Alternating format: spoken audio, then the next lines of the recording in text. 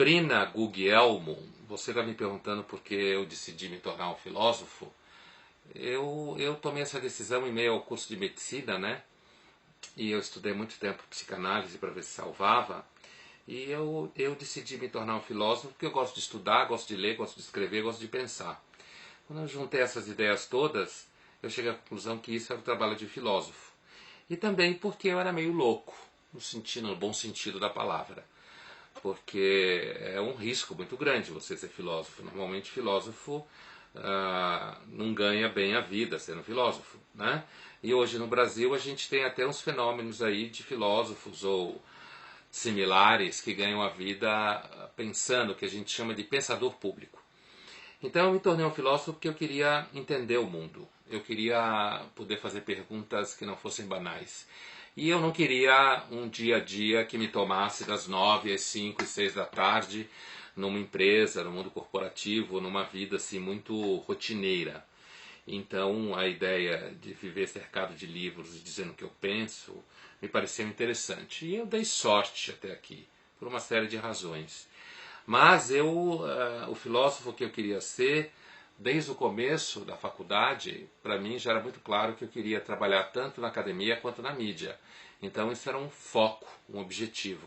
Porque eu penso que a filosofia só em sala de aula, apesar de que ela é muito boa em sala de aula, ela não cumpre a sua, digamos assim, a sua missão completa. Porque é bom lembrar que a filosofia nasceu na praça pública em Atenas, né?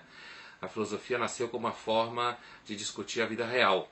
Ela não nasceu como uma forma de dizer se os anjos têm ou não sexo, o que na realidade me interessa muito pouco. Nada me interessa menos do que a vida após a morte, por exemplo. Essas questões ocupam a minha mente muito raramente, quase nunca, na verdade. Só se alguém me fizer perguntas desse tipo e eu tiver que responder.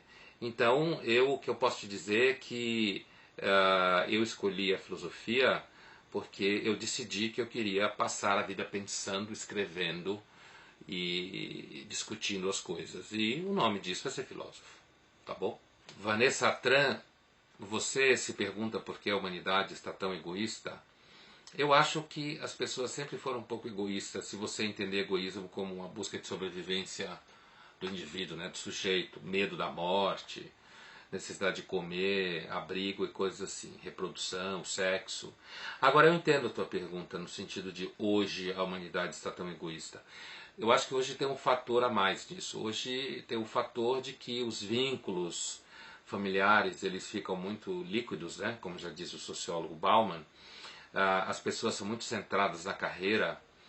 A gente é muito educado para ter sucesso, né? E então às vezes é mais fácil você ter uma relação profissional do que uma relação afetiva. Ou às vezes é mais fácil confiar numa marca do que num irmão, né? Então isso acaba nos jogando mesmo numa posição egoísta. Essa posição egoísta eu acho que a gente podia entender melhor compreendendo-a como uma espécie de narcisismo, né? Que é um tema, tem um livro, A Cultura do Narcisismo, né? Do Christopher Lasch, que é excelente para discutir isso. Ele já discutiu isso no final dos anos 70, que nós somos uma humanidade de pessoas muito solitárias, inclusive na formação dentro de casa, famílias muito rarefeitas e disfuncionais, muita informação, muita comunicação que acaba contaminando as certezas, né? As certezas duram 2 minutos e logo logo vem uma opinião diferente. Então, nesse sentido, a gente acaba sendo uma espécie assim, de átomo vazio no meio da sociedade, e um átomo vazio que vive com um vácuo dentro de si acaba virando uma espécie de buraco negro, né? Então, o egoísmo, nesse sentido, ele vai além de uma mera questão, assim, digamos, evolucionária da sobrevivência da espécie, né? E ele se transforma, na realidade, num modo de comportamento de consumo, quer dizer, o egoísta contemporâneo é aquele que olha à sua volta, ele está o tempo inteiro pensando como que o mundo pode servi-lo, como que as pessoas podem servi-lo, né? Então, se você se indaga por que a humanidade está tão egoísta, eu diria que acho que não tem muito jeito. Na forma como a vida está, na forma como a possibilidade da confiança se torna tão rara, as pessoas acabam ficando egoístas porque é o modo de sobreviver nessa solidão no meio da multidão. Se isso vai mudar um dia, acho difícil. Eu sei que tem uma moçada por aí que fica brincando de coletivo, sonhando com uma sociedade abelha, né? Tem até gente que treina frases para falar em assembleias, todo mundo junto. Eu acho isso tudo muito ridículo. A busca de ser um coletivo é, na realidade, a tentativa de dissolver esse peso que é a individualidade. Então, eu não diria que o egoísmo é bonito, mas eu diria que existe uma certa beleza em você ter que arcar com as coisas sozinho.